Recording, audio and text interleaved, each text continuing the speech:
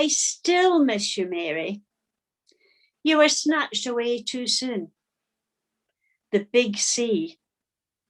How could you? Anyway, you missed the pandemic. That would not have gone down too well.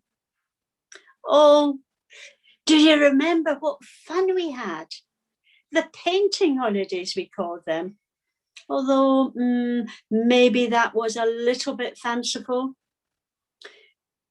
So recently at home, shut in during deep pandemic, sorting, tidying, and organising, our photos kept appearing. Tantalising Tuscany, voluptuous Venice, to name but a few. They were all special in their own way. For me, it was Tuscany. Not the best start, as two forlorn travellers waited at the carousel for the luggage that was still in Paris. I was so glad you wanted to drive, fulfill a lifetime ambition to be a rally driver. With me, the co-driver, white-knuckled clutching the door handle. We shot off into deep, beautiful Tuscany. Rolling hills, and no hotel yet booked. Well, just our luck to find the Fawlty Towers of Tuscany, a quaint, lovely rustic hotel. Cleaning seemed ad hoc, and the owner, a rotund, voluble female Basil Fawlty, made pasta as if her life depended on it. We didn't mind, all part of the local colour. We did some paintings, we relaxed, we ate good food and slugged a lot of Chianti. It's a great memory. I hope you remember it too. Arrivederci.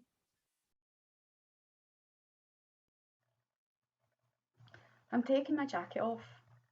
I'm driving the train. I'm wrestling Albanians and there's a Chinese man in the train smoking a pipe. Listen, I can't talk. I'm driving the train. You get yourself home safe. Thanks for the surprise. Good night. God bless. Hold on. We're pulling into Paisley. I'm in the cockpit, trying to work out how to work the pedals. Right. Bye, wee pal. Night, night, night.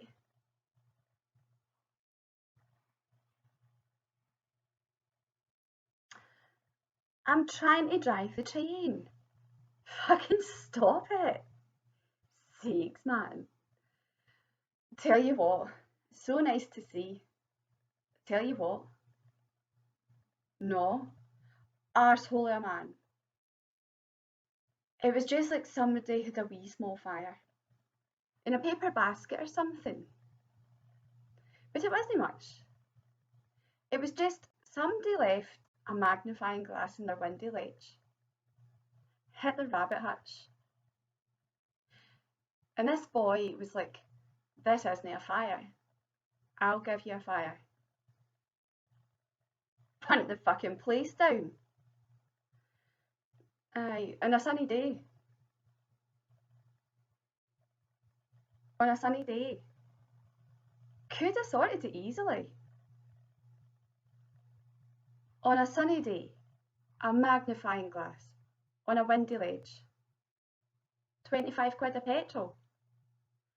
This is a fucking fire. Right, hold on. It's not like mad. It's fucking mad.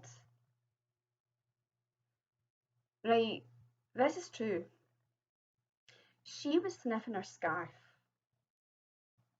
And this is true. Can you smell this? And she was sniffing her scarf. And I'm like that. Right, gives a sniff. I don't know if this is what she was wanting. Your scarf is beautiful. And this is true. Right, Listen. Brontosaurus. You've got a face like a used tea bag.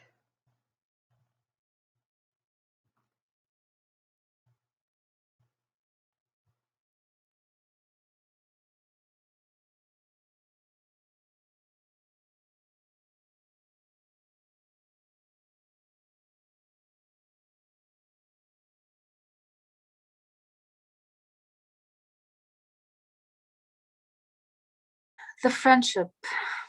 Oh, friendship. My dear, let me tell you more about friendship. So basically, friendship is the most successful and important company you will ever create in your life, in your whole life. Even more important than, these financial and business and all of these companies created. This is an emotional company.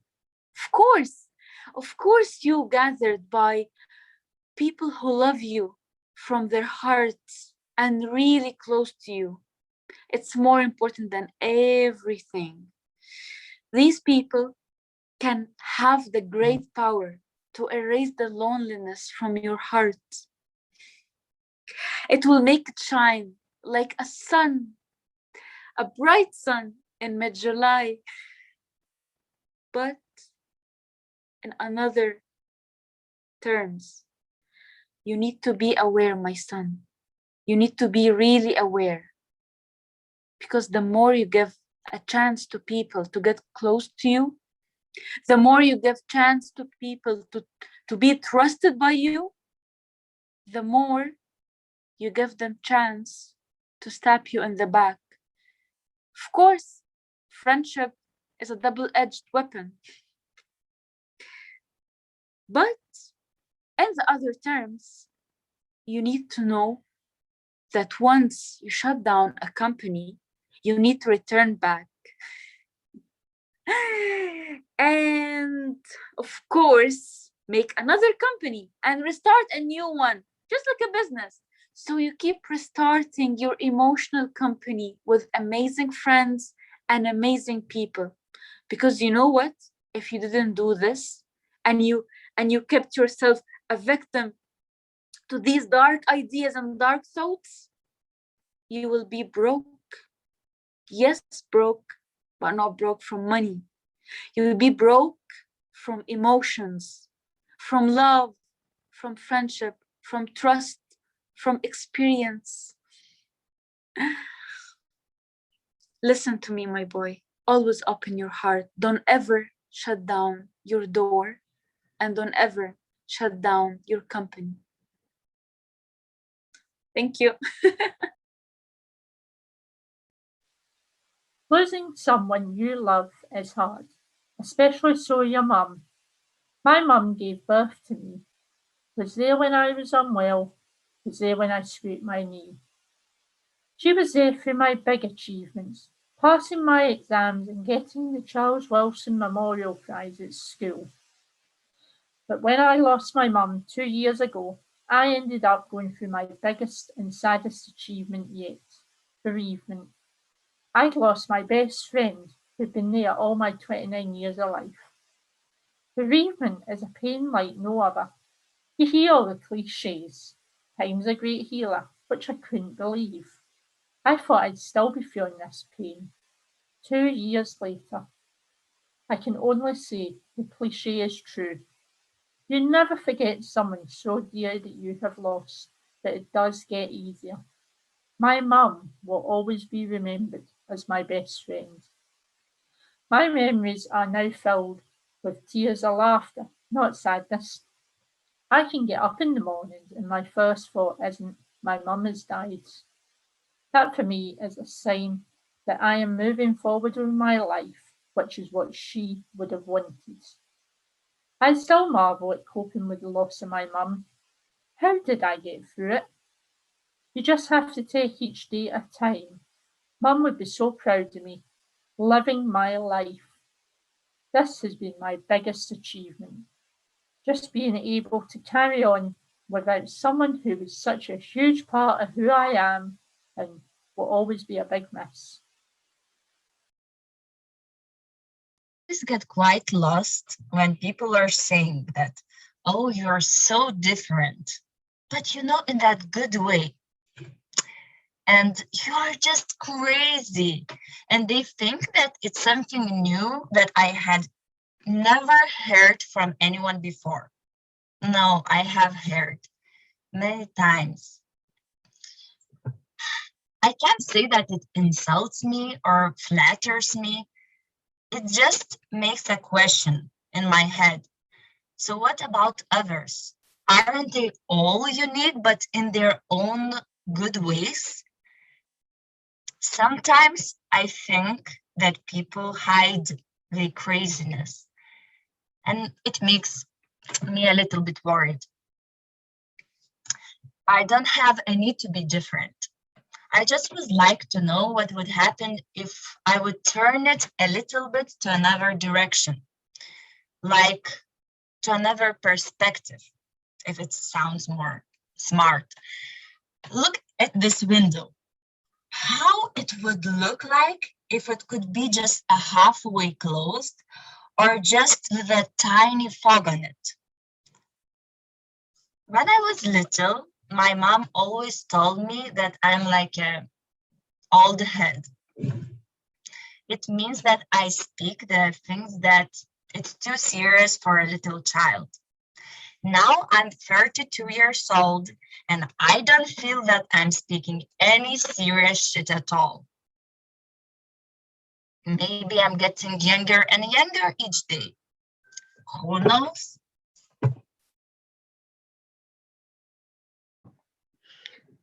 Friends, friends, friends. Where do friends take us? Good question. Well, all over the place, so it seems. Or maybe that's just me. And I don't mean literally as in friends take you to the park or the beach or the pub. No, I mean emotionally. The friendship emotional roller coaster. I suppose that is like your friends taking you somewhere. Fairground? Anyway, emotionally, laughing, crying, sad, laughing, crying, worried, laughing, crying, scared, laughing, crying, paranoid, panic, pity, patience, passion, pleasure. You get the drift? And all that's just in one afternoon. And it's true, isn't it? You start off catching up on the mundane stuff. And then before you know it, you're peeing yourself laughing, then having a wee cry. Got to get one of them in. Then you're all serious and deep and meaningful. And then you're laughing again. And maybe another wee greet. It's mental. Emotionally stimulating, right enough. So if you're fortunate enough to have more than one friend, you'll no doubt go to a certain friend for a particular emotional stimulation. Like if you're hyper, you'll call on friend A because they're usually hyper too. And if you're feeling a bit and just can't be bothered, you'll call on friend B because they're usually a bit usually anyway. And if you do need a bit of a boost, then friend C is the one that you'll go to because they're usually pretty boosty. And that's why friendships are so special and necessary. Individuality. It's what makes us who we are. So each individual we choose to have as a friend brings something completely unique to our lives, something priceless. So if you can't get to the fairground, but you fancy a go on a mega bumpy roller coaster ride, then just invite over all your friends to your house at the same time. All that fabulous individuality creates a great dynamic of opinions and emotions. Friends, friends, friends. Wouldn't be without them. I don't have a mother either. She is in heaven with my baby sister. But That doesn't mean I can't talk to her. I talk to her all the time. I tell her everything. I know she hears me because that's what angels do. My mom is an angel, and yours is too, with the beautiful satin wings, a silk dress, and a crown of baby rosebuds, and they all live together in a castle. And do you know what it's made of?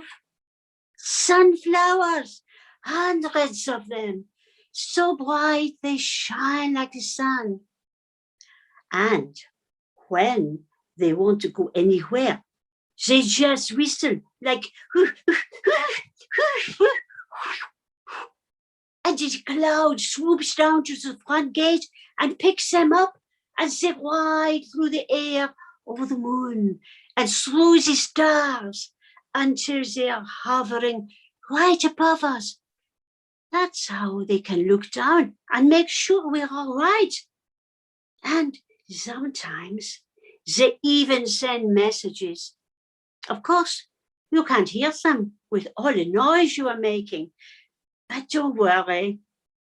They'll always try again, just in case you miss them. Given the existence, as uttered forth in the public works of Punch and Watman, of a personal God, qua qua qua qua, with white beard, qua qua qua qua, outside time, without extension, who, from the heights of divine apathia, divine athambia, divine aphasia, loves us dearly with some exceptions for reasons unknown, but time will tell, and suffers like the divine Miranda with those who, for reasons unknown, but time will tell, plunged in torment, plunged in fire, whose fire flames if that continues, and who can doubt it? Will fire the firmament, that is to say, blast hell to heaven, so blue, still, and calm, so calm, with a calm which, even though intermittent, is better than nothing, but not so fast, and considering what is more, that as a result of the labours left unfinished, crowned by the Academy of Anthropometry, of Essay and Posse, of Testu and Cunard, it is established beyond all doubt, all other doubt, than that which clings to the labours of men, that as a result of the labours unfinished of Testu and Cunard, it is established as hereinafter, but not so fast, for reasons unknown, that as a result of the public works of Punch and Watman, it is established beyond all doubt that in view of the labours of Fartov and Belcher left unfinished for reasons unknown, of Testu and Cunard left unfinished, it is established what many deny, that man in Posse of Testu and Cunard, that man in Essay, that man in Short, that man in Brief, in spite of the strides of alimentation, defecation, is seen to waste and pine, and concurrently, simultaneously, what is more for reasons unknown, in spite of the strides of physical culture, the practice of sports, such as tennis, football, running, cycling, swimming, flying, floating, riding, gliding, canoeing, camogie, skating, tennis of all kinds, dying, flying, sports of all sorts, autumn, summer, winter, tennis of all kinds, hockey of all sorts, penicillin and succedaneous. In a word, I resume, and concurrently, simultaneously, for reasons unknown, to shrink and dwindle in spite of the tennis, I resume. Flying, gliding, golf over 9 and 18 holes, tennis of all sorts, in a word of for reasons unknown, of all sorts, in a word for reasons unknown, in Feckham, Peckham, Fulham, Clapham, namely, concurrently, simultaneously, what is more for reasons unknown, but time will tell. To shrink and dwindle, I resume. Fulham, Clapham, in a word, the dead lost per caput since the death of Bishop Berkeley, being to the tune of 1 inch 4 ounce per caput, approximately, by and large, more or less, to the nearest decimal. Good measure. Round figures, stark naked in the stockinged feet in Connemara, in a word for reasons unknown. No matter what matter, the facts are there, and considering what is more, much more grave, that in the light of the labours lost of Steinweg and Petermann, it appears what is more, much more grave, that in the light of the labours lost of Steinweg and Petermann, that in the plains, in the mountains, by the seas, the rivers, running water, running fire, the air is the same, and then the earth, namely the air, and then the earth, in the great cold, the great dark, the air, and the earth, abode of stones in the great cold. Alas, alas, in the year of their Lord 600 and something, the air, the earth, the sea, the earth, abode of stones, in the great deeps of the great cold, and sea on land and in the air. I resume, for reasons unknown, in spite of the tennis. The facts are there, but time will tell. I resume. Alas, alas, on, in short, in fine, on, abode of stones. Who can doubt it? I resume, but not so fast. I resume, the skull to shrink and waste, and concurrently, simultaneously, what is more, for reasons unknown, in spite of the tennis, on the beard, the flames, the tears, the stones, so blue, so calm. Alas, alas, on, the skull, the skull, the skull, the skull, the skull. In Connemara, in spite of the tennis, the labours abandoned, left unfinished, graver still abode of stones. In a word, I resume, alas, alas, abandoned, unfinished, the skull, in Connemara, in spite of the tennis, the skull, alas, the stones, Cunard, tennis, the stones, so calm, Cunard, unfinished.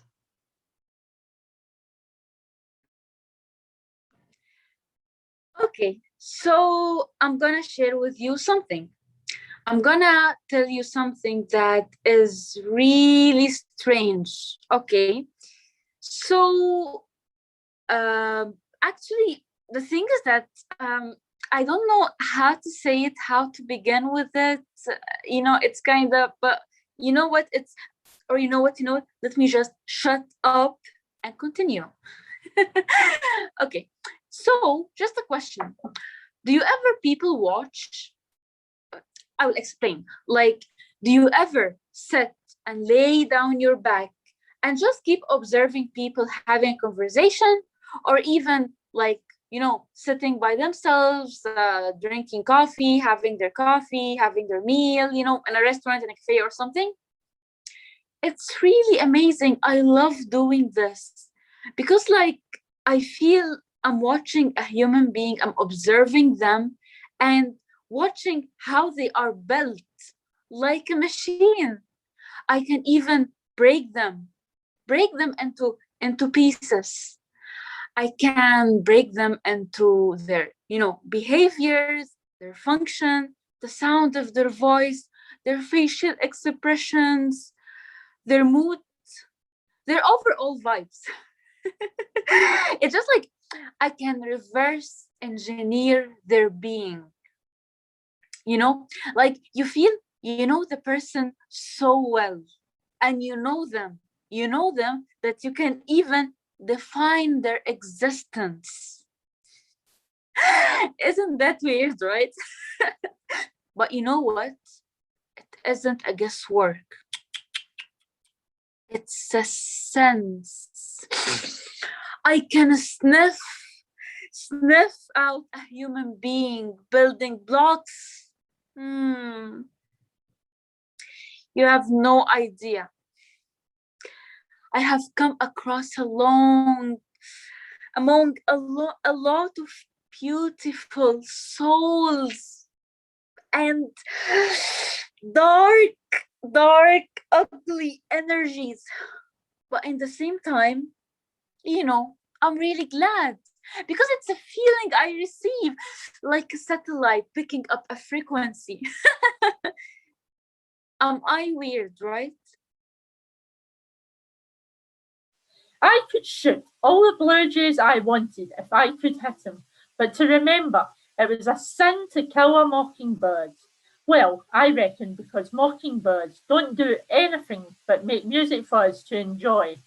They don't eat people's gardens, don't nest in the corn cribs. They don't do one thing but just sing their hearts out for us. If you can learn a simple trick, Scout, you'll get along a lot better with all kinds of folks. You never really understand a person until you consider things from his point of view, until you climb inside of his skin and walk around in it. Who am I? Well, it really depends on a day. And that's mainly because I understand it's my choice who I am. That was once upon a time where I felt who I was who everyone else wanted me to be. I thought when someone says you are good at something, or that you should do something, or in the area where you get the most attention, that's who you are. And I really thought that you had to be narrowed down on to one thing. That's when I really started to get lost in my life, like really lost. And I tell you, that's a story that we will have to sit down and have a few cups of coffee, some tea and a water, and then go to sleep. And then wake up and do it all over again, okay? But really, over the past 3 years, I've really been on this journey of just being who I want to be in the moment. And that's definitely an evolution that grows and builds every single day, with each new choice that I make. So who I am. I'm a mother who cares about her son so much. I'm a woman who cares about herself so much. I am a sister. I am a daughter who cares about my family so much that I'm going to tell them the truth. That's who I am. And I am a human being that's alive, using all the courage that I have to live every single dream. Oh, I ain't come here for a compliment. I've come here to have lessons I have, and to pay for them too. Make no mistake. If you were a gentleman, you might ask me to sit down, I think. Don't I tell you I'm bringing you business? I want to be a lady in a flower shop instead of selling flowers down in Argyle Street. But them won't take me unless I can talk more genteel. You said you could teach me.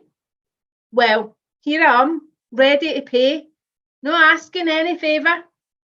You treat me as if I'm dirt. I know what lessons cost, and I'm ready to pay. I know what's right. A lady friend of mine, she gets French lessons for 18 pence an hour from a real Frenchman. Well, you wouldn't have the face to ask me for the same, for teaching me my own language as you would for French. So I won't give you more than a shilling. Take it or leave it.